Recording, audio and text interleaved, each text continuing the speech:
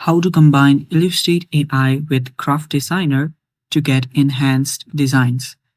Hello guys, this is Atticus and welcome back to another tutorial video. In today's video, I'm going to teach you how you guys can use Illustrate AI with Craft Designer to create enhanced designs. So without any further ado, let's dive right into it. So first steps first, you'll need to head over to Illustrate AI.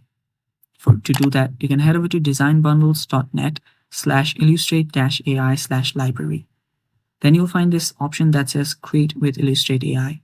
Tap on it. After you tap on it, it should start opening up your Illustrate AI. After you do that, you will then need to give it a text prompt. Give it a text prompt which you want to create your design based on. I'll simply give it wings because I want to design wings. And after I do that, I'll then choose an art style.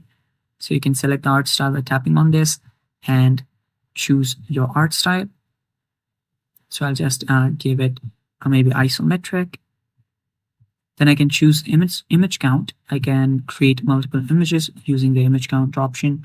So choosing multiple count will give you multiple options to work with. Then you can choose the size right here. Then simply tap on create. After you do that, you'll get your designs. Choose the one that you like the most. Then simply tap on edit right here. Then tap on got it, since it will need to publish it. Then after you do that, it will start publishing your art. And after it does that, you can then move on to your craft. So after you tap on the edit option, you will then need to choose your workspace. So I just choose vector mode since it will allow me to do more precise designing. You can choose pixel mode if you want to. So I just chose the pixel mode again since the vector was taking too much time. But after you do that, you can then start editing this. So if you want to remove background, I can do that from the Craft Designer option here. Tap on remove. And altogether, you can use multiple features from Craft Designers. You can play around and then create your design. And that's basically it, guys. That's how you do it. And that is it for today's video.